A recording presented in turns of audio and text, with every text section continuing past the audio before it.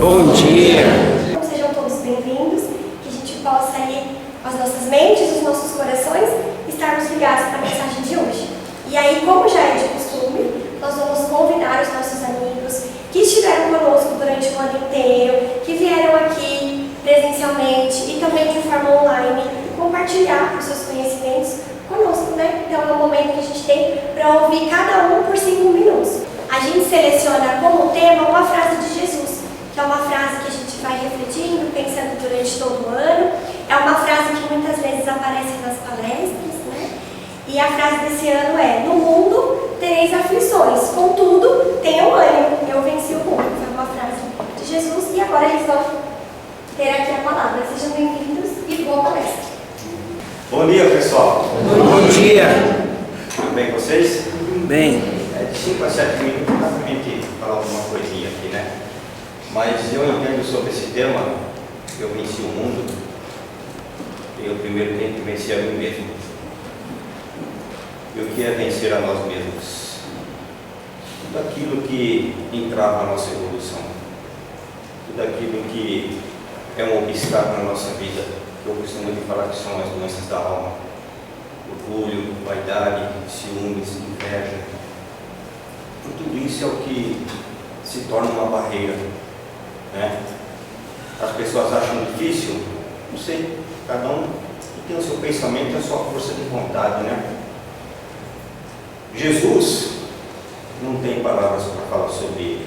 Ele fez a parte dele e cabe a nós fazermos a nossa. E tem pessoas que se destacam neste universo, né? Nesse planeta de provas e expiações, que venceram, que firmaram o pé, que fizeram a sua obra. Nada houve de empecilho para eles, eles passaram por cima de tudo. E eu quero destacar um em especial.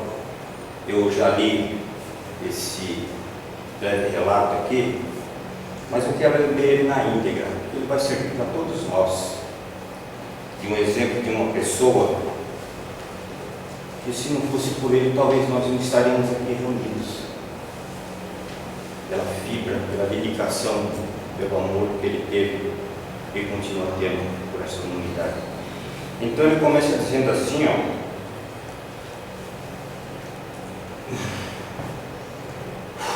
morreu como viveu, trabalhando. Há longos anos sofria uma moléstia do coração, que só podia ser combatida pelo repouso intelectual e alguma atividade material. Mas inteiramente dedicado ao seu trabalho, recusava-se a tudo quanto pudesse tomar-lhe tempo, em prejuízo de suas ocupações prediletas. Nele, como em todas as almas fortemente temperadas, a lâmina gastou a bainha. Essa lâmina é um termo que ele usa mais ou menos assim. Quando você guarda a faca dentro de uma bainha, no decorrer do tempo de você tirar e colocar, essa bainha vai se desgastando. Então ele está se referindo aqui ao corpo, das nossas atividades, do nosso trabalho, da nossa luta, da nossa dedicação. Essa matéria vai se desgastando e vai chegando um tempo que eu, o espírito, não tenho mais como habitar dentro desse corpo, dentro dessa bainha. Então ele se rompe, ele se liberta. O corpo tornava-se pesado e se recusava a servi-lo, mas o espírito mais vivo, mais enérgico, mais fecundo, alargava cada vez mais o seu círculo de atividades. Numa luta desigual, a matéria não podia resistir eternamente. Um dia foi vencido. O aneurisma rompeu-se e Allan Kardec caiu fulminado. Um homem deixava a terra, mas um grande nome tomava lugar entre as ilustrações deste século. Um grande espírito ia retemperar-se no infinito, onde todos os que ele havia consolado, esclarecido impacientemente, esperavam a sua chegada. A morte, dizia ele, ainda recentemente, a morte fecha em golpes redobrados nas camadas ilustres. A quem virá ela agora libertar? Ele foi após tantos outros retemperar-se no espaço, buscar novos elementos para renovar o seu organismo gastos por uma vida de labores incessantes. Partiu com aqueles que serão os faróis da nova geração, para voltar em breve com eles a fim de continuar e concluir a obra deixada entre mãos derrotadas. Nós fazemos parte desta obra, pessoal.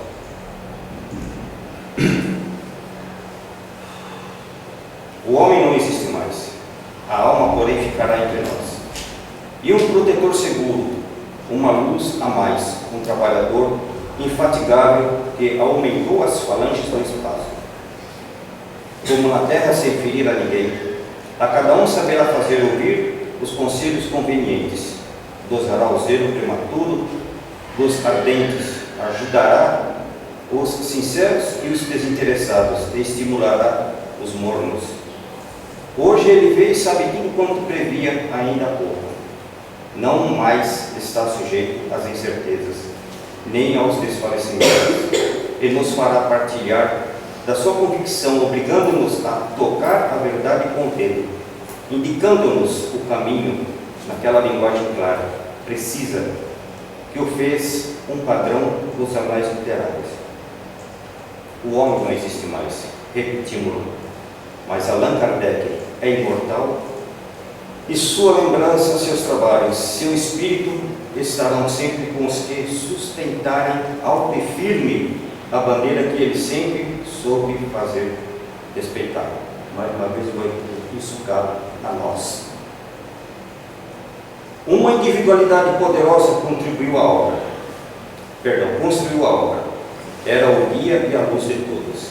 Na terra, a obra tomará o lugar do indivíduo. Não nos uniremos em torno de Allan Kardec. Estaremos unidos em torno do Espiritismo, tal qual ele constituiu, e por seus conselhos, sob sua influência, avançaremos a passos certos para as fases prometidas à humanidade regenerada. Como disse, tem pessoas que vêm com uma determinada tarefa neste mundo aqui, e eu agradeço pela espiritualidade de estar presente nessa casa aqui por mais um ano, a família espírita Casa do Caminho. E eu quero deixar um agradecimento aqui a duas pessoas. Uma já não está entre nós, e foram pessoas que foram convidadas à fundação de uma casa espírita para que a obra de Kardec fosse levada adiante. A primeira pessoa a que eu me refiro, talvez muitos de vocês conheceram, chama-se José Zunino, fundador de Casas Espíritas. E o outro, que aceitou essa tarefa, que teve coragem e continua tendo, e um trabalhador até hoje, esse cidadão que está aqui, seu Luiz Alves Freitas. Então essa determinação nós temos que ter. Essa determinação que nós temos que ter para levar essa obra adiante. Essa responsabilidade cabe a cada um de nós. Então que cada um de nós possa fazer a nossa parte. Obrigado e um bom dia a todos. Bom dia, amigos. Bom dia. Muita alegria que eu aceitei esse convite.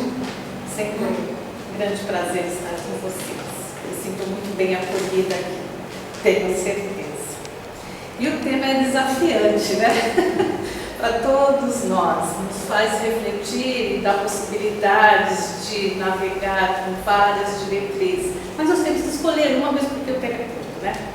Então, falando sobre esse tema, vamos lembrar do cenário que Jesus disse, né? Jesus estava diante dos seus últimos momentos com seus apóstolos, um diálogo, uma conversa. E ele sabia que estava por vir e o que os seus discípulos iriam enfrentar também. Mas ele também entendia e reconhecia que os seus discípulos ainda tinham um entendimento não muito coerente ou uma compreensão adequada do que era Jesus, do que Jesus representava e do que era a sua palavra, o seu evangelho. Porque eles estavam das conquistas, das vitórias, né? Das vitórias físicas, né? Das conquistas dos imperadores, daqueles que brigavam, lutavam para obter os recursos, a questão do domínio, do poder. Então, muitos ainda estavam diante desta realidade e para eles era isto que fazia sentido na vida. Mas Jesus estava levando para todos eles uma nova proposta de vitória, que não era basicamente essa vitória material, mas uma outra vitória. E diante daquele todo esse cenário, ele sabia de antemão por tudo que ele iria passar, pelas circunstâncias adversas, pela humilhação, por ser preso, por ser condenado injustamente, por ser crucificado. Ele ainda teve bom ânimo de dizer, de incentivar, de impulsionar os seus seguidores, os seus discípulos a terem bom ânimo, porque ele venceu o mundo. E quando ele disse que ele venceu o mundo, ele estava dizendo para aqueles que estavam ali com ele, os seus discípulos, diretos, mas ele estava dizendo também para todos nós, os seus discípulos da posteridade. E que nós estamos fazendo com essa mensagem de Jesus? Diante do mundo, da nossa realidade que a gente se depara, principalmente nos meios, nas mídias sociais, com tanta ostentação, tudo é muito glamouroso, tudo é muito rico, você só é feliz se ter o carro do ano, vestir assim, a bolsa e tudo, e você se vê diante de uma realidade dessas. Isto é a vitória? É isso? É ser vitorioso, vencer neste mundo? É isso? Então nós que temos esse entendimento, e o Evangelho de Jesus veio reforçar isso em nós pensemos diferente, vivamos no mundo, mas que saibamos enfrentar os desafios que nós temos a todos os instantes. Então, eu me lembro muito e gosto muito do texto do Evangelho segundo o Espiritismo, O Homem no Mundo. Esse texto me fala tão fundo ao coração, porque ele me dá um alento. Porque a possibilidade de nós nos identificarmos vivendo uma realidade concreta, material, com as nossas necessidades de subsistência, com as nossas possibilidades de progresso, com os nossos objetivos, isso tudo é normal. O convite foi feito para vivermos aqui. Então, termos objetivos, termos metas materiais, viver com comodidade, dignamente, ter uma profissão, buscar o melhor para si e os seus familiares, isso faz parte de viver nesta sociedade. Mas não é só isso. Porque nós não somos daqui, estamos aqui, numa passagem linda. Como eu acredito, nós vivemos numa realidade virtual. Tudo foi nos colocado para experienciarmos, para vivenciarmos e daqui sairmos diferentes. Então é a nossa essência que vai guiar os nossos passos. Podemos sim trabalhar no nosso interior, aceitar esse convite de vencer o mundo em nós mesmos, burilando e refinando os nossos sentimentos, porque são eles os condutores da nossa vida. E quando a gente coloca a verdade e estimula e burila esse sentimento, nós estaremos inteiros em qualquer lugar, em qualquer ambiente, em qualquer situação. Seremos verdadeiros e coerentes conosco. E é isso que nós temos que ter em mente. Viver no mundo sem ser do mundo.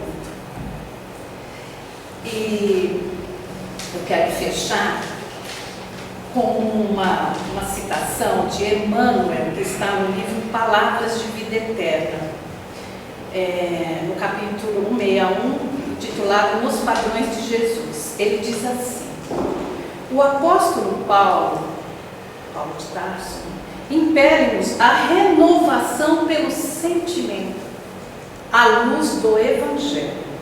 Isso equivale a dizer que, para renovarmos em verdade no modelo de Cristo, é necessário, acima de tudo, sentir nos padrões de Jesus, para pensar, observar, ouvir, ver e agir com acerto na realização da tarefa que o Cristo nos reservou. Então é este o convite, para sentirmos com Jesus. Não basta só conhecer, a doutrina é um cabedal de conhecimento, de esclarecimento, mas precisa fazer sentido dele. Precisamos sentir. Né? E a partir do momento que sentimos e deixamos com que essa verdade penetre o nosso íntimo, nós a extravasamos através das nossas ações, do nosso olhar, das nossas condutas, dos nossos pensamentos. Tudo reflete esse eu interior.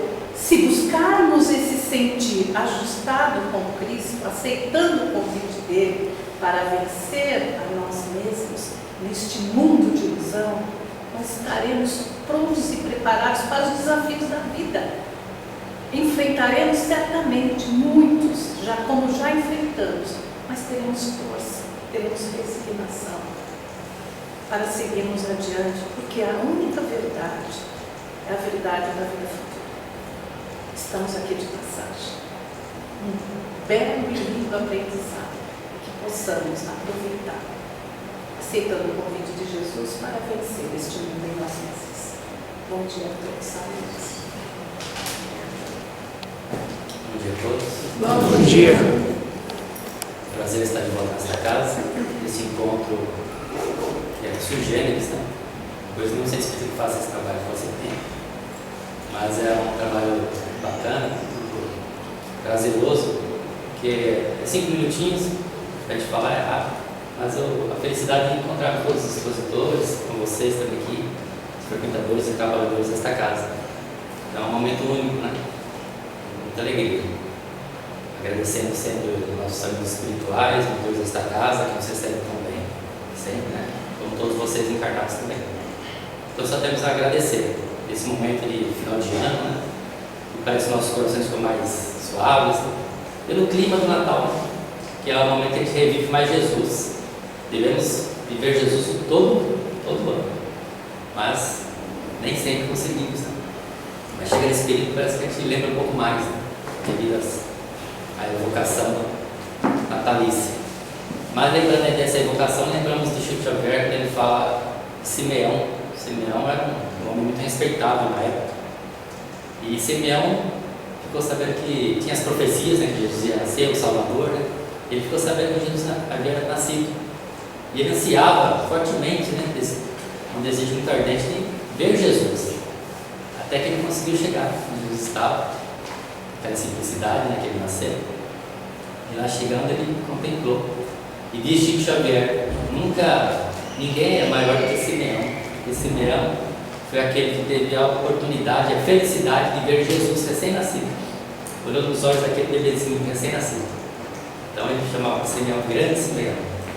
Que felicidade, né? E Simeão, conta Chico Xavier, ele disse assim, quando ele contemplou os olhos de Jesus recém-nascido, olhou para o céu e disse: Senhor, desperte em paz o teu servo, porque os meus olhos já viram a salvação.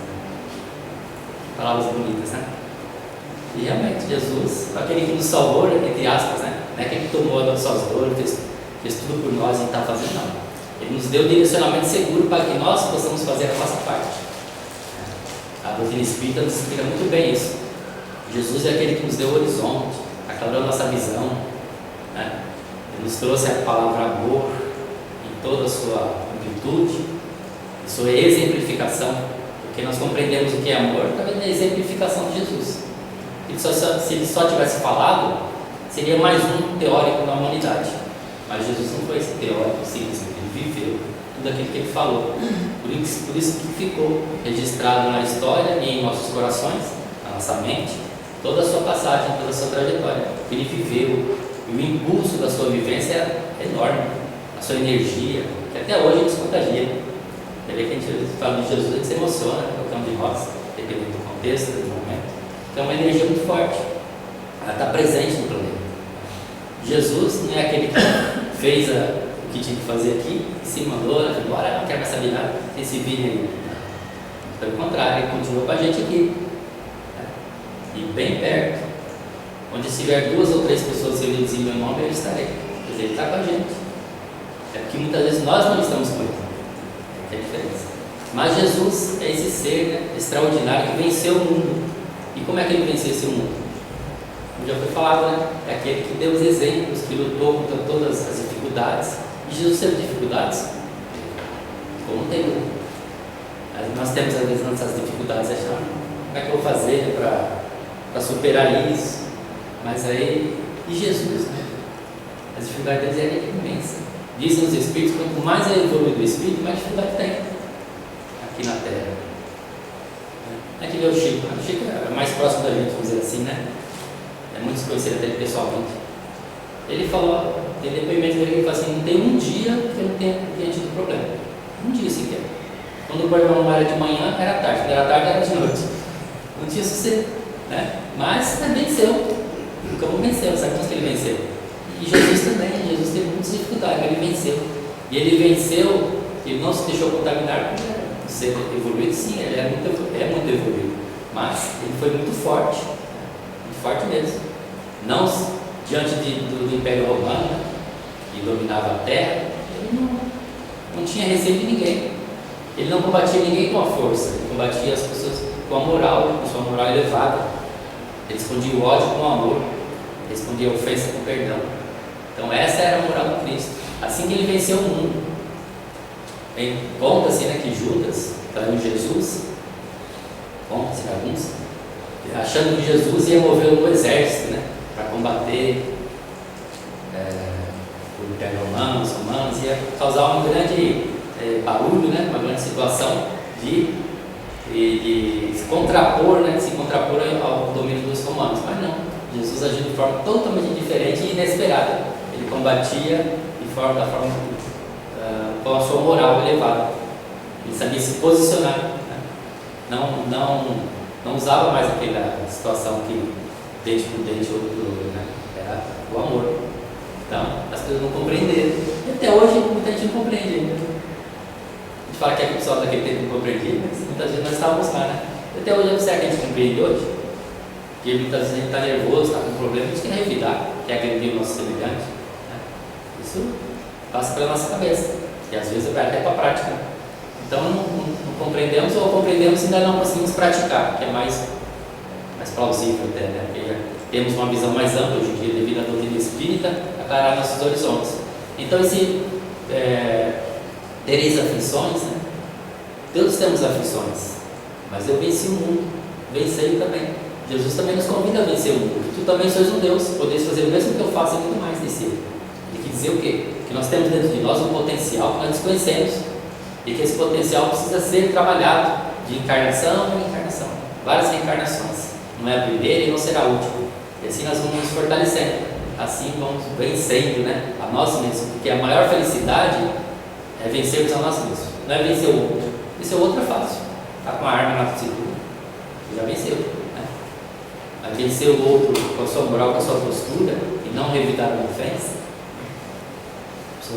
Diz Jesus, né, para oferecer uma face quando alguém está agredindo a outra. Tá? Que não precisa levar ao extremo isso, temos que nos defender. Mas significa que não revidar. Muitas vezes nós podemos sair de uma situação sem revidar, deixa o outro. Tem uma leitura que fala assim: deixa o outro com uma razão, você fica capaz. Não tem aquela discussão, né? Tem razão, o outro também quer ter razão. Deixa. Muitas vezes é meu, deixa, tá bom. Você está com a razão, fica com Deus. Você tem outra interpretação, vai embora. Agora a gente quer ficar brigando para quê? Vai chegar a lugar nenhum. Vai aumentar a animosidade. Então é isso que eu gostaria de dizer, né? O Espiritismo reforça o ensinamento de Jesus do vencer o mundo. Essa viagem interior que Sócrates já convidava, que Jesus reafirmou toda a sua grandeza, todos os seus momentos, essa viagem interior. E finalizando o livro dos Espíritos nos fala, a questão 625, qual o tipo mais perfeito que Deus ofereceu à humanidade para servir de guia e modelo? Pergunta Kardec às entidades veneradas. Os Espíritos responderam: Jesus. Então Jesus é o nosso guia e modelo, né?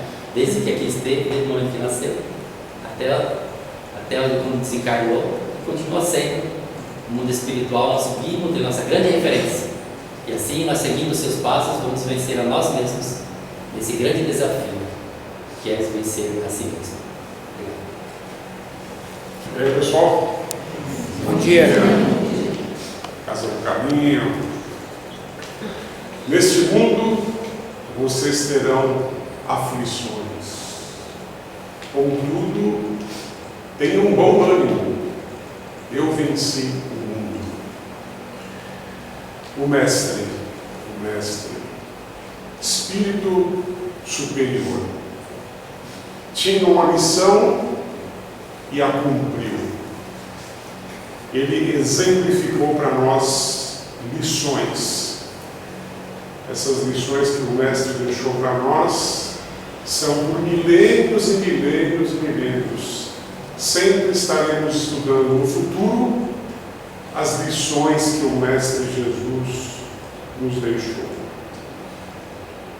O trabalho. O Mestre trabalhou até os 30 anos como carpinteiro. Nos deixou a lição do trabalho. Dos 30 aos 33, ele formou um grupo de seguidores, os apóstolos, para divulgar a vontade do Pai. Deus, ele sempre se referia a Deus como Pai.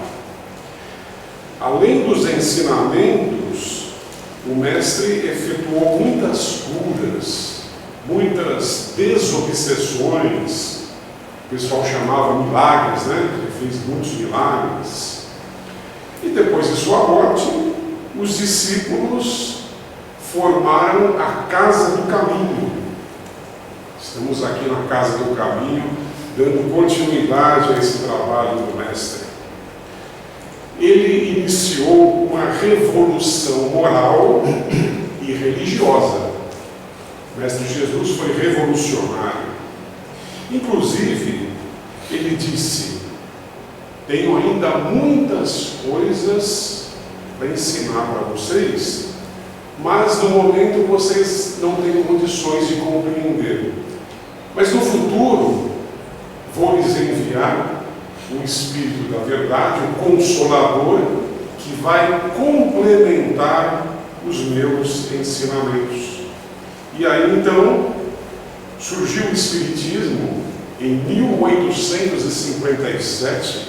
Nosso mestre Allan Kardec trouxe para nós o Espiritismo, que nós espíritas afirmamos ser justamente o Consolador prometido pelo Mestre Jesus. E o nosso planeta Terra? Nosso planeta Terra é uma escola. Essa escola, atualmente, está com mais ou menos 8 bilhões de alunos dessa escola. E, meus amigos, uma quantidade incalculável de alunos já passou por essa escola terrestre desde quando ela começou a funcionar, desde o seu início. E esses alunos estão evoluindo aí, estão em outros mundos, eles não esquecem essa escola aqui que é o planeta Terra. De vez em quando eles voltam para cá para ajudar os alunos, para nos ajudar, nós que somos ainda espíritos muito inferiores, muito imperfeitos. Aí eu pergunto para vocês, desses 8 bilhões de alunos que estão aqui encarnados na Terra, quantos são cristãos? A estatística diz que são mais ou menos 2,5 bilhões de cristãos. Mas quantos cristãos que praticam os ensinamentos ensinados pelo Mestre? Porque falar é uma coisa, praticar é o grande desafio. Resumindo os ensinamentos do Mestre, o amor ao próximo, amar ao próximo como a nós mesmos, perdoar, praticar esse amor ao próximo, que é ser perdoar o outro errou, nós também erramos, nosso dever é perdoar o nosso semelhante. Bem dizer os que nos maldizem, estão fazendo mal para nós, estão dizendo mal de nós, mas o nosso dever é é fazer o bem, praticar o bem. Orar, fazer preces pelos que nos perseguem e maltratam. E eu quero lembrar aqui o Espírito da Verdade na codificação, quando ele afirma para nós: espíritas, amai-vos e instruí-vos. Amai-vos e instruí-vos. Nós temos que estudar. Não basta a gente só querer a confraternização. Nós temos que entender, compreender o Espiritismo, estudar o Espiritismo. E a melhor forma de compreender o Espiritismo é estudando as obras de Allan Kardec. Trabalhar na prática do bem com bom ânimo. Nosso tema, bom ânimo. Aceitar com paciência os sofrimentos, as dificuldades, pois esses problemas, essas dificuldades são necessárias para a nossa evolução, para nosso crescimento espiritual. Como dizia o nosso amigo Chico Xavier, nós estamos aqui aprendendo a sermos seres humanos. Estamos aqui num processo de humanização. E lembremos sempre dessa ferramenta preciosíssima que é a prece. Fazemos as nossas preces pedindo ajuda para podermos praticar essas lições ensinadas pelo Mestre Jesus e também agradecermos a nossa vida, agradecermos a oportunidade de estarmos nessa escola terrestre. A gente agradece muito a atenção de vocês. Obrigado. Bom dia a todos. Bom dia. Realmente é bastante diferente esse tipo de reunião com organização em qualquer lado, né, gente? Esse encontro da gente que vem aqui, às vezes conhece de outra casa, participa aqui, é muito legal. Rever os amigos, rever essa casa, que foi a primeira casa que eu tive a aventura de falar fora de Joana d'Arc, que foi a primeira casa que eu vim aqui, e a Roseli fica insistindo, azar de vocês, às vezes quando a gente vem aqui falar. E a gente fica nesse jogral aqui, né? E fica torcendo, como é que eles não falam aquilo que eu vou falar? A gente é obrigado a repetir. Boa sorte para vocês. Não entendi isso. Então, assim, é muito importante que a gente reflita sobre o ensinamento de Jesus. É muito importante. E Jesus era muito simples. É muito simples. Seus ensinamentos são simples demais. E por que a gente não compreende? Por que é tão difícil, né? A gente tem a coisa de complicar, né? Quer fazer a coisa mais elaborada, com um monte de pormenores ali, e fica complicado de resolver. E Jesus falava de uma forma simples. E no contexto como a nossa irmã falou, né? E aí pode repetir, não vai ter jeito. Não é só a frase que ele disse, é o momento que ele disse. Então, quando a gente se depara, no mundo terão aflições, contudo, tenham ânimo, eu venci o mundo. Essa frase foi dita às vésperas do martírio, na Santa Ceia, aos seus discípulos. E nessa ocasião, Jesus tinha convicção de tudo aquilo que ele ia passar. Ele já sabia. Eu ia falar de Judas, não vou mudar o oposto, né? Ele falou. Então o que acontece? Quando Judas quis provocar aquela situação de reação, para que Jesus estivesse no alto íntegro, Jesus também sabia que outros iriam traí-los, que outros iriam negá-los. E a gente teve essa situação, aconteceu. E se Jesus estivesse aqui hoje presente, se ele fosse presidente dessa casa aqui na casa do caminho, e aí numa reunião de diretoria, um dia antes do que iria acontecer, ele fala para todos: ó, pessoal, amanhã vai acontecer um problema muito sério e a gente vai ter que enfrentar um problema. Ele estava sabendo já que aí ia ser um mandato de prisão e ele ia ser preso. Ninguém nem tem um martírio, só uma prisãozinha só. E aí todos que estão aqui na casa também seriam presos, se fossem simpatizantes, se fossem os discípulos. E aí de repente Jesus chegava naquele dia seguinte, onde seria um mandato de prisão, onde ele iria enfrentar aquela situação, e aí de repente ele chega lá, naquele monte de situação, um monte de policial ali para prender, e aí chega perto de mim, mas eu estou lá no meio do caminho. Aí fala: você conhece Jesus? Que a gente vai para aprender ele, né? E os simpatizantes: Jesus, nunca ouvi falar, não sei quem é. Aí vem um outro policial e fala para mim: mas eu sei que você conhece Jesus. Falou: não conheço. Acho que ele frequentava o Bezerra. Não é aqui a casa do caminho, não. Aí vem um terceiro, fala, não, talvez a gente vai cantar o Joana Dark, ela tinha uma moça lá que falava com os espíritos, eu estava por lá também. Eu negaria Jesus 3 vezes, no tempo de hoje. Seria muito fácil. Eu iria enfrentar prisão por causa de Jesus. E olha o quanto já se passou. 2000 anos. Jesus, quando proferiu essas palavras, falando das aflições, em que a gente teria que ter ânimo, que a gente precisaria enfrentá-las com tranquilidade, ele sabia que os discípulos iam enfrentar pós a sua morte, pós o martírio, pós a perseguição que Jesus sofreu.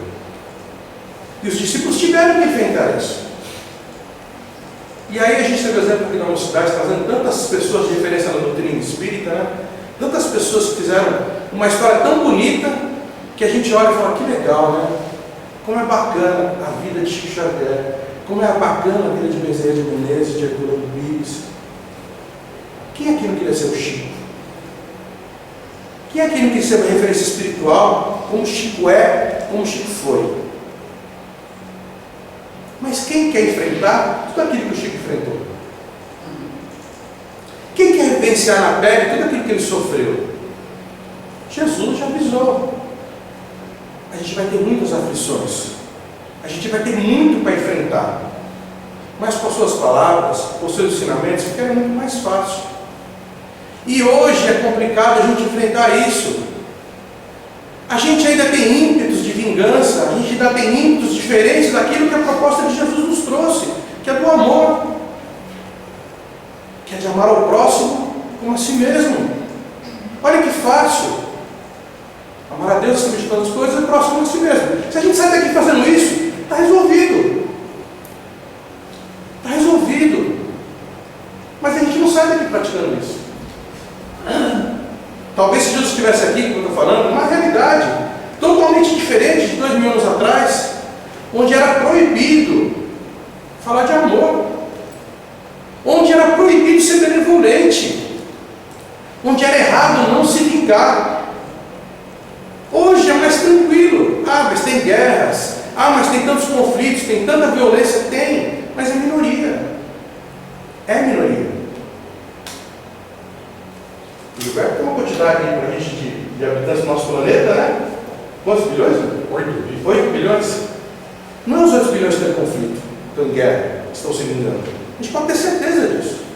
É muito, mas muito menor. Uma porcentagem de 1, talvez até menos que isso, em percentual de pessoas que procuram a vingança.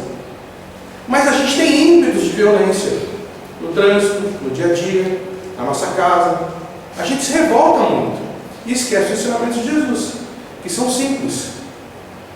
A gente ainda tem ideia de que vencer na vida, vencer no mundo, é o sucesso que a pessoa alcançou materialmente. A gente ainda tem muito isso enraizado. Se eu fizer uma pergunta para qualquer um de vocês conhecem alguém que venceu na vida? Vocês vão dar exemplo de um médico, de um professor, de um orador, de qualquer pessoa que alcançou alguma ascensão na sua vida material, que tem uma boa casa, que tem um bom carro, que tem uma boa família. A gente vai provavelmente esquecer daquela pessoa simples, que às vezes na casa espírita é despercebida, mas é ali a base espiritual daquela casa. Ali é o conforto espiritual que é repousado naquela pessoa, que faz às vezes uma limpeza, que faz às vezes uma prece de abertura, uma prece inicial, né? Que faz a prece final, trabalho, faz a execução dos trabalhos da casa, sem aparecer às vezes, mas ela é a base daquela casa espírita. Quando aquela pessoa se desencarna, e no plano espiritual é bem recebido pela casa, aquela casa vira um tormento. Só que ela não aparece. Então, para a gente, aquela pessoa não é bem-sucedida. A bem-sucedida é aquela pessoa que conquistou coisas materiais. Quem dera a gente um dia pudesse entender diferente. Quem dera um dia a gente possa, e vamos até um dia chegar a isso, porque a gente está evoluindo, está aprendendo, já se passou 2000 e poucos anos, e a gente hoje fala com mais facilidade, de amor, de compreensão, de perdão. A gente fala com mais tranquilidade. Um dia a gente vai praticar isso realmente. Um dia a gente vai colocar isso tão a ferro e fogo na nossa vida, que para a gente vencer vai ser uma coisa muito simples, vai ser uma coisa muito tranquila, porque Jesus era isso: tranquilidade, paz, benevolência, amor. Ele tinha compreensão de que ele ia sofrer muito com o martírio. Mas qual que era a sua preocupação? Eu tenho que deixar uma mensagem para os meus discípulos. Eu tenho que falar para eles ter bom ânimo, porque ele venceu o mundo. A gente escuta muito algumas religiões, aquela pessoa não é da nossa religião, ela é do mundo. Quando eu refleti no nosso sermão, não é questão de ser do mundo. A gente tem que realmente conviver. Mas vencer o mundo é vencer os nossos conflitos. É vencer aquilo que atrapalha a gente na nossa evolução. É vencer aquilo que nos dificulta seguir Jesus. A gente lê a doutrina espírita, a gente estuda o Evangelho, e cada frase que tem é maravilhosa. E se a gente para para pensar, todas elas com muita simplicidade. Jesus falava por parábolas, e a gente às vezes fica entendendo uma parábola ou outra, faz um estudo, aí vê uma compreensão de alguém fala de uma forma, aí quando a gente entende, fala, poxa vida, é só isso. É só fazer isso que dá certo? É só fazer isso que dá certo. Nós temos um capítulo dentro do Evangelho que fala ser perfeitos. E é muito difícil ser perfeitos. Mas nós temos o jargão da doutrina espírita que fala: reconhece-se o verdadeiro espírita pelo esforço que faz para superar suas más tendências. Então está fácil. É só a gente ter esforço, porque as coisas vão caminhando, a gente vai evoluir. O que a gente precisa de verdade é se esforçar e superar as nossas más tendências. Que a gente possa fazer isso. Seguir o nosso Mestre Jesus, porque ele era muito simples. Porque perdoar para ele, amar era muito fácil. Como dito pelo Mário também, eu vou repetir novamente, Chico foi um exemplo para a gente tão próximo, muitos aqui conheceram o Chico, tiveram a prazer de conhecer fisicamente, Francisco Xavier. E quem teve esse prazer, disse que ele mandava uma energia que era uma coisa fora de série. Era surreal estar ao lado dele. E eu, por espírito preguiçoso que sou, nunca fui. A gente teve encontros, a gente é uma época um pouquinho mais antiga, então tinha caravana, tinha excursão, tinha o pessoal que se reunia para ir, eu nunca fui. Então, dessa experiência eu não sei falar propriamente dito, mas quem foi, disse que é muito legal. Mas a gente pode ver isso uma casa espírita, porque aqui os encontros espirituais acontecem. Então que a gente possa sentir o amor, sentir o perdão desses espíritos que passaram por aqui, dos mentores dessa casa e das pessoas que fazem um trabalho com tanto amor e tanto afim. O Sr. Luiz, como dito também, é uma pessoa que está aqui, ó, firme e forte, toda a reunião. Então que a gente possa seguir o exemplo, porque assim que a gente vai ser perfeito, superando as nossas tendências e entendendo que aflições todos vão ter, mas que a gente tem Jesus no nosso lado. Muito obrigado por atenção. Quando eu comecei a conversar com o pessoal da Casa Amiga no tempo da mocidade, lá no Jardim Helena ainda também, né? Eu, o Antônio, o Alaércio, o João, o Washington, né? Roseli, Sueli, todo mundo lá naquela época. E hoje a gente está aqui ainda, né? Trabalhando, lutando. Tem uma historinha, uma metáfora que é muito melhor para a gente guardar as coisas, né? Sobre as dificuldades, as aflições, que uma borboleta, né? Tinha aquele casulinho fechado, o cara olhou o vidro, percebeu que ela estava se moendo lá para sair, não conseguia sair. Catou um estilete, com muito carinho, foi devagarinho, foi abrindo aquele casulo e a borboleta conseguiu sair. Aí quando ela saiu, ela começou a se mexer com aquelas asas toda lambuzada, né, dificuldade. Aí ele catou um secador de cabelo, diminuiu a velocidade, colocou numa distância certa e foi secando as asinhas dela, as asinhas secaram. E essa borboleta começou a voar, e quando ela começou a voar, ela não conseguia voar direito. E ela tentava alcançar as flores, mas ela não tinha força. Ela tentou fugir dos predadores e ela acabou morrendo. Essas são as nossas aflições.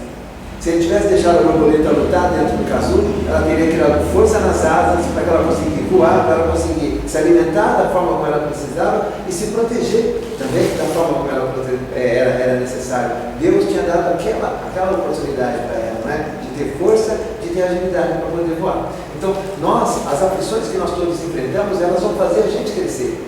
Tudo aquilo que a gente não tenta resolver, que a gente não tenta superar, ela vira uma bola de aço, né, com aquela corrente, como no desenho animado, que a gente vai arrastar para o resto da nossa eternidade. Um avô com um netinho, né, na frente de um elefante com uma corrente em volta do pescoço, com uma corda, na verdade. E ele fala assim, vô, mas por que aquele elefante não quebra aquela corda? É porque quando ele é pequenininho, ele tem uma corrente gigante, ele puxa, ele arrasta, ele não consegue tirar. E ele cresce a vida inteira achando que qualquer coisa que colocar ao redor do pescoço dele é aquela corrente. E ele fica parado no tempo. Deus permitiu que nós tivéssemos a oportunidade de ter o conhecimento e respeitou em cada época, né, aquilo que nós poderíamos aprender. A lei de Italião, que está gravada dentro de nós até ainda, mas era importante naquela época. E Jesus falou: olha, a lei de Italião não está certa, tem que mudar esse conceito, né? Tem que ver que não é revidar o mal com o mal, nós temos que perdoar. Mas nós persistimos no assunto. Jesus, quando esteve aqui, ele falou assim: em 3 dias eu vou destruir as igrejas, vou construir outra. E ele fez. No 3º dia após o desencarne de Jesus, né, todas as igrejas desapareceram. Mas nós somos tão teimosos que a gente continuou construindo as igrejas do mesmo jeito que era naquela época. A mesma suntuosidade, muitas pessoas ainda querendo vir à frente para poder se destacar entre as pessoas, vantagens, né, que as pessoas que estão dirigindo têm que ter em relação àqueles que estão trabalhando, e não estamos aqui para isso. Quando Jesus disse que venceu as aflições, os colegas foram perfeitos nas aflições de Jesus. Mas teve uma coisa que Jesus venceu no mundo que a gente esqueceu que é uma coisa que nós usamos hoje. Se você está doente, você tem uma dificuldade, a saúde pública está complicada, mas você tem um amigo que é enfermeiro, o cara trabalha lá, ele pode dar um jeitinho de você conseguir passar lá e conseguir a consulta, ou o remédio, ou o exame que você precisa. Você tem um amigo que é delegado, seu filho fez um negócio lá, e você vai lá e dá um jeitinho aqui, consegue, seja no suborno, seja na conversa, com facilidade. Aí tem uma escola que você gostaria de pôr o seu filho, mas você mora longe, você conversa com alguém, diretora, coordenadora, e consegue uma facilidade para o seu filho entrar naquela escola. Não importa as outras pessoas, não importa o que os outros pensam, não importa os outros doentes, só importa a mim mesmo, só importa eu. Jesus, com todo o conhecimento que ele tinha, com toda a mediunidade que ele tinha, gente, ele sabe que o soldado está vindo por aqui, ele podia sair por ali, não é? Ele poderia mentalmente, né, adivinhar os lugares onde ele poderia ir, ele poderia, vamos dar um exemplo, o pior de todos que nós faríamos, né? Naquele momento crucial, a gente saiu andando nas águas, eu vou mostrar para vocês que eu posso, a gente saiu andando nas águas. Por quê? Porque nós não estamos querendo cumprir aquilo que o Pai mandou, nós queremos sempre as nossas vantagens, as nossas facilidades. Jesus disse assim: eu não vim trazer a paz, eu vim trazer a espada. O que é a espada de Jesus? Aquilo que todos eles disseram. Gente, é fácil perdoar? É fácil perdoar. Por que eu não perdoo? Porque eu sou orgulhoso, porque eu sou egoísta, porque essa é a espada de Jesus. Corta de você aquilo que está te atrapalhando. Corta de você aquilo que está fazendo você não andar para trás. Graças a Deus não andamos para trás. Mas é o que está fazendo você não sair do lugar. Passamos uma encarnação inteira, né? Eu li há pouco tempo o livro Os Bastidores da Obsessão, do Divaldo, né? Pelo Manuel Filomeno, e ele contando a narração das histórias de nós, espíritas, que estamos chegando do outro lado. E aí, como é que foi a jornada, né? Eu até achei engraçadinho que os meninos fizeram aqui, né? Chegaram do outro lado, então, felizmente, né? Eu fiz direito, aí eu fiz pós-graduação, fiz mestrado, MBA, fiz pós-doutorado, livre docência, né? E aí, beleza, e aí, o que você fez, né, pelas pessoas?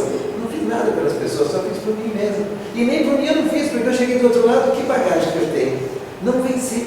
E aí essa ideia, né, eu sempre bato nessa ideia também nas minhas palestras, assim, ó, nós ainda lutamos muito pela formação material.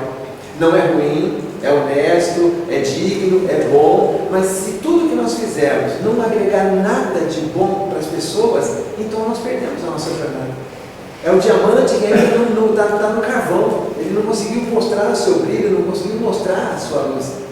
E existe uma coisa que eu sempre, eu sou oriundo de várias casas espíritas, né? Eu já frequentei o Francisco de Assis, já frequentei lá o Bezerra de Menezes da Penha, já um tempinho trabalhei com o Tito lá no Joana d'Arc também, né?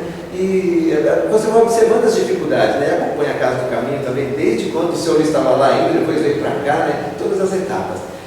Existe uma coisa que nós, hoje, os espíritas, assim, olha, vou chamar você para dar passe. Ah, não posso, eu não fiz curso, eu não tenho capacidade. Então eu vou chamar você para dar aula no pessoal da evangelização lá com a molecada. Então, mas eu não me treinei, eu não tenho. Então. Vou fazer palestra, mas eu não tenho facilidade para falar lá na frente. Então, assim, todos nós não fizemos cursos para as coisas novas que nós precisamos fazer. Mas nós temos um manual que a gente carrega debaixo do braço e que esse todos nós conhecemos. Ele chama Manual da Desistência. O Manual da Desistência, você sabe ele de cor. Você já sabe o que você vai falar se você não vier mais no curso de desenvolvimento mediúnico. Você já sabe o que vai falar se você não vai querer mais dar aula de evangelização, se você não quer dar passe. Então, assim, sempre vai ter um evento que precisa para não ganhar dinheiro, né? Não tem como fugir do dinheiro. E a gente sempre tem uma desculpa. E tem poucas pessoas, que esses são os líderes, né? são as pessoas que realmente estão à frente, e que assim, tá bom, alguém não fez, gente, vamos pegar, vamos fazer, arrumar outro que faz, e todo mundo segue as pessoas, né? É o caso do Sr. José Zuíno, eu conheci o Sr. José Zuíno também, conheci ele lá no Irmã Clara, né? E conheci ele também no Bezerra. Aliás, eu fui fazer uma palestra no Irmã Clara, eu ficava meio sem jeito, porque ele sentava ali atrás, e aí você tinha que ficar de costas para ele ali, né? E sempre no final ele fazia uma complementação, né? Da palestra, assisti ele aqui também, né? Então, essas pessoas realmente elas têm uma oportunidade. Na verdade, todos nós temos uma oportunidade. Se a gente não pode estar lá na frente, mas a gente pode ser um bracinho direito, sabe? Alguém que vem no final de semana e limpa, alguém que no dia que tu fala, poxa, não está legal a tinta, não está com a tinta, vou levar 2 anos talvez para pintar tudo, mas não importa. Eu não vou usar o manual da desistência, então ninguém vai me ajudar. Olha, o pessoal começa a desistir, não, eu vou fazer aquilo que dá para fazer todo dia, né? Vou fazer que nem o passarinho. Ele enchia o bico, ia lá no meio do incêndio e jogava água. Aí os outros bichos falavam para ele assim, pô, mas você não vai apagar o incêndio. Ele falou, não, mas eu vou fazer a minha parte. Deus abençoe a todos. Bom dia a todos. Bom dia. Eu endosso tudo que foi falado, tudo que foi dito aqui maravilhosamente pelos companheiros, pela companheira. E vou falar bem pouquinho, tá?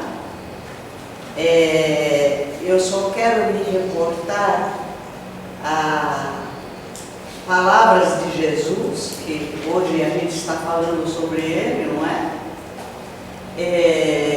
Eu sou o caminho, a verdade e a vida. Não é isso que ele fala para nós?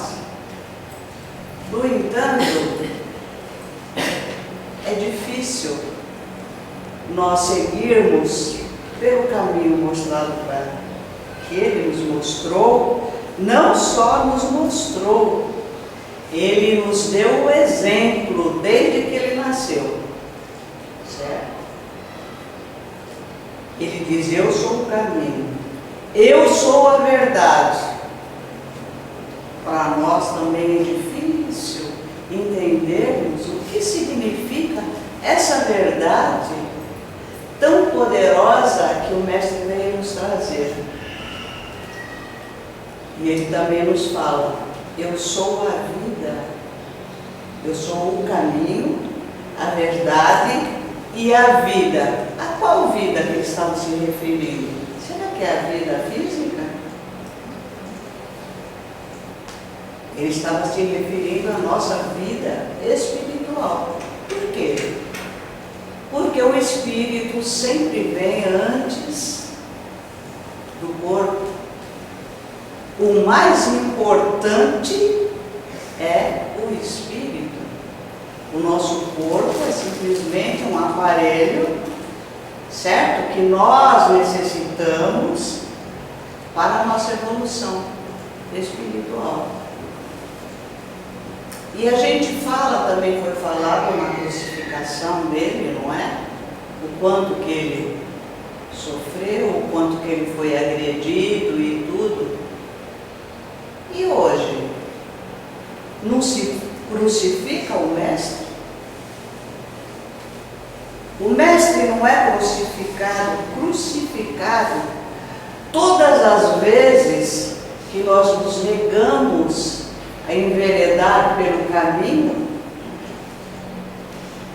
todas as vezes que nós nos negamos a reconhecer a verdade, e também fazemos ouvidos de morro quando alguém nos fala, presta atenção, você é um espírito eterno, você não está, você é um espírito eterno. Presta atenção naquilo que você está fazendo, porque você é o arquiteto do teu futuro. Não é verdade? Então precisamos pensar conosco mesmo. Quantas vezes nós crucificamos Jesus? Em todos os momentos das nossas vidas.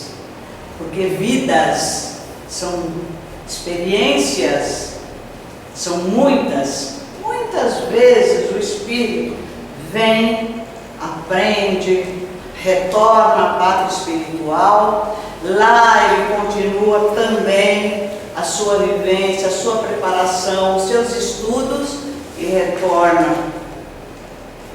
Então, quantas vezes nós crucificamos o Mestre?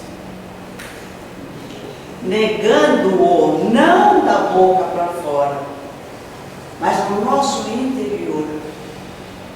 Quando Jesus nos fala, eu venci o mundo, é o mundo interno, como foi dito por aqui. Porque vencer o mundo exterior é muito fácil.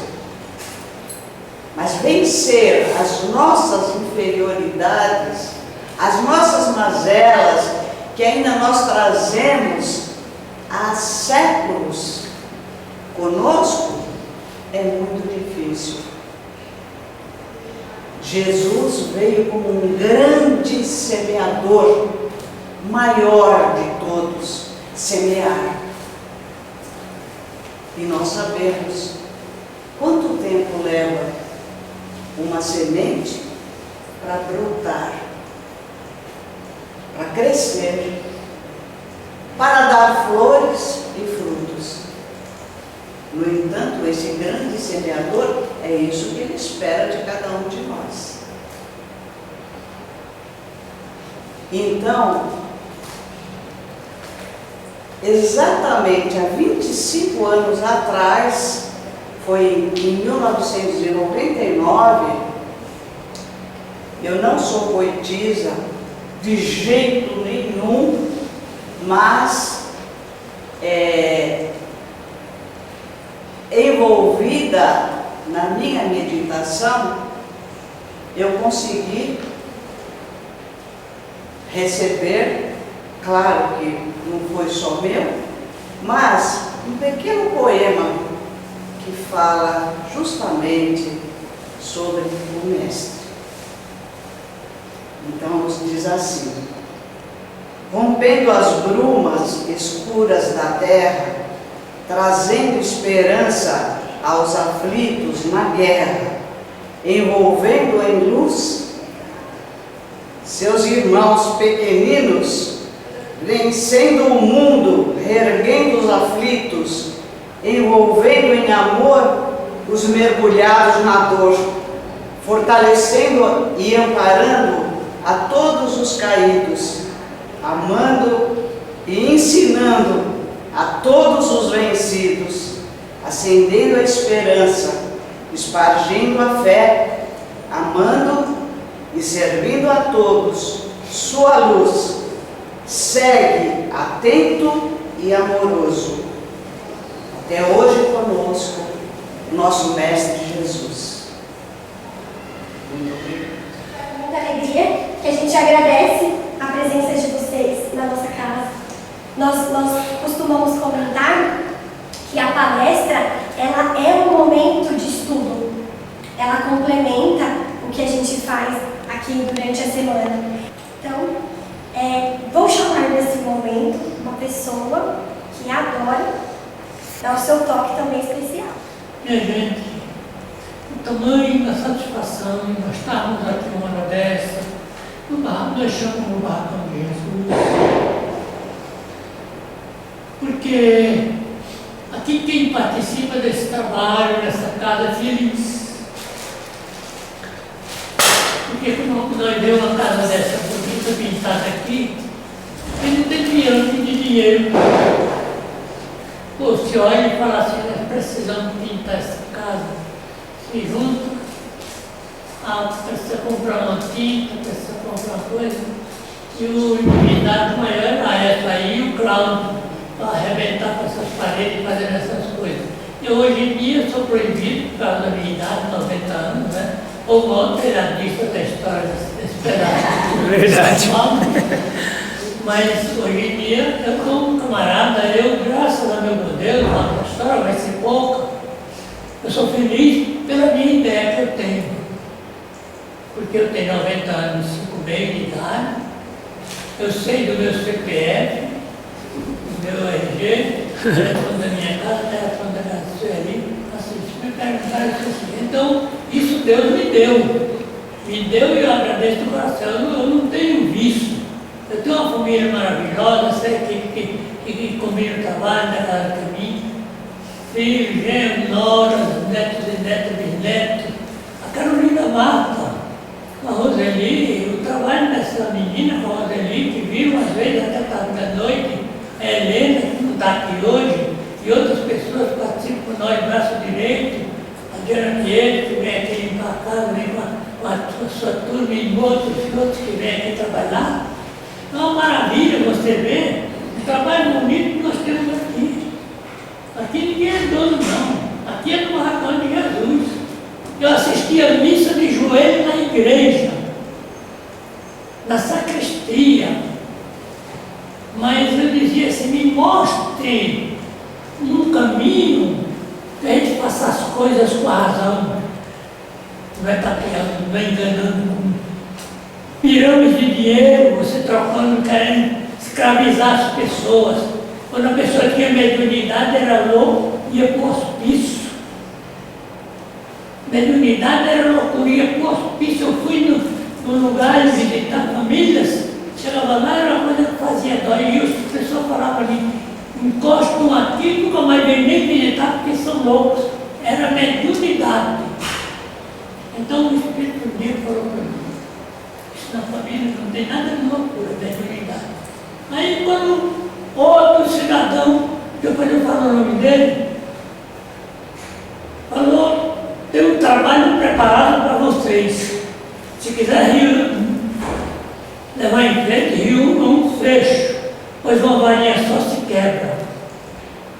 Do nosso lado está tudo pronto, leve em frente se quiser. Meu nome é Emiliano Ziquiel. Agora vocês olhem no livro quem é Emiliano Ziquiel no tempo de Jesus. Depois ele falou para mim, eu fui padre, tornou-se comunicado, eu fui padre. Se eu tivesse conhecido essa doutrina maravilhosa, largos passos eu tinha dado na minha evolução. E você vê, nós temos um trabalho lindo desse aqui, pessoas que vêm e abraçam de boa vontade. Aqui ninguém diz assim, nós vamos contar quem que tem dinheiro para ele. Não tem dinheiro. Tem trabalhador da última hora. E quando Jesus disse assim, semeie semente que dê fruto, isso cabe para todos nós que estamos aqui prestando atenção. Semeie semente que dê fruto. Porque você não se envergonha. Você não vem ali no caminho, um filho seu olha para você, eu vou torcer caminho porque meu pai vem bêbado ali. Porque meu pai ou minha mãe é isso, é aquilo outro, envergonha a família. Então você tem que, tem família, ou se pisa na mãe terra, semeie semente que dê fruto. Se você vai no Bezerra, Menino, no Irmão Carlos, em todos os centros espíritas que estão representados por ele, no Mato, em todos por aí, entre com carinho, com o seu nome limpo. Eu sou um cidadão pobre, mas sou gente que Deus mandou vir aqui para semear semente que dê fruto. Isso faz parte da nossa evolução. Eu não vou falar mais nada, vocês estão com vontade de tomar um cafezinho. Levem as bênçãos do céu e vocês virem estudar na casa do caminho, vocês não sabem como vocês estão correndo em evolução espiritual. Deus abençoe.